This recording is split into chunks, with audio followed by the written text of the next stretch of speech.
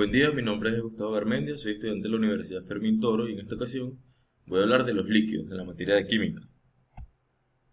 El líquido es un estado de agregación de la materia en forma de fluido altamente impredecible, lo que significa que su volumen es casi constante, en un rango de gran presión, ya lo veremos en el diagrama de fase.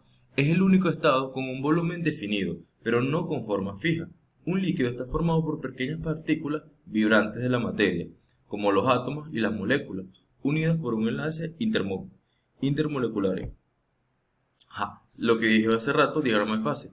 Se denomina diagrama de fase o diagrama de estado de la materia a la representación entre diferentes estados de la materia en función de las variables elegidas para facilitar el estudio del mismo. Vamos a hablar de la fase. Es la parte física de un sistema separadas del resto del sistema por una frontera física y una superficie que puede continuar o no. La componente número mínimo de constituyentes independientes variables para expresar la composición de cada fase de un sistema de equilibrio. Grado de libertad, número mínimo de variables intensivas independientes. Ejemplo, presión, temperatura y concentración, que deben especificarse para poder realizar completamente el estudio pues, de este diagrama. Vamos a ver, aquí vemos el diagrama, vemos los puntos, punto triple y punto crítico. Tenemos la variable temperatura y la variable presión. Ya veremos con un ejercicio más adelante, veremos con este ejercicio podríamos decir, del H2O, del agua. Entonces vemos que a menor temperatura y menor presión, vemos como en el punto triple existe hielo por encima, por debajo, en la parte inferior encontramos vapor y en la parte del medio hacia arriba encontramos el agua. Como decía, dependiendo de la temperatura y a mayor presión, los líquidos serán mayores, como lo podemos ver en el diagrama de fase. Reglas de la fase de Gibbs.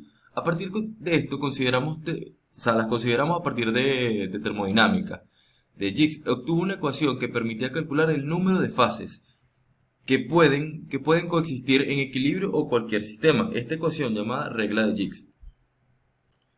Como la podemos ver ahí, P, número de fases que pueden coexistir en el sistema, número de componentes C y F, grados de libertad. Vamos a soluciones ideales. Son aquellas que obedecen parámetros de control, son mezclas homogéneas de dos o más sustancias que intervienen en proporciones variables. Las sustancias que las forman mantienen propiedades químicas. En cuanto al estado de la materia resultante, sólidas. Cuando la disolución resultante es un sólido, los componentes pueden ser sólidos, líquidos o gaseosos. Lo lógico es que el disolvente sea sólido. Por ejemplo, muchas aleaciones líquidas, cuando la disolución resultante es un líquido. Nuevamente, los componentes pueden ser sólidos, líquidos o gaseosos. Y lo habitual es que el disolvente sea líquido, por ejemplo, agua con azúcar. Gaseosa se trata de la mezcla de gases y vapores. Por ejemplo, el aire con la disolución compuesta del nitrógeno, oxígeno y dióxido de carbono. Vamos a las propiedades coligativas. Las propiedades coligativas de una solución son aquellas que dependen solamente de la concentración de soluto.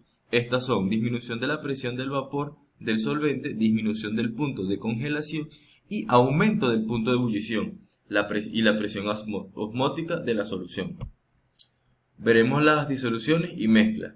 Las mezclas se expresan como la unión de dos o más sustancias. Es una composición heterogénea, mecánicamente separable, bajo procedimientos físicos. Además, se identifican componentes a simple vista. Ejemplo, granitos, sopas de verdura, arena, entre otros.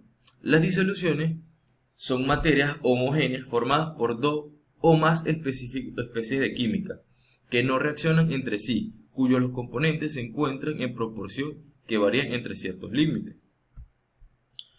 Un ejemplo de la disolución podríamos tener el agua oxigenada, peróxido de hidrógeno es el soluto líquido y el agua es el disolvente líquido. Oxígeno en el agua, el oxígeno es el soluto gaseoso y bueno, ya el agua es el disolvente líquido. Se trata del oxígeno que asimilan los peces para su respiración.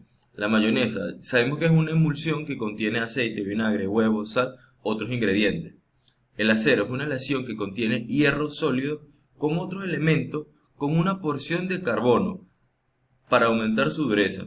Agua carbonatada es una solución de agua con gas dióxido de carbono como soluto.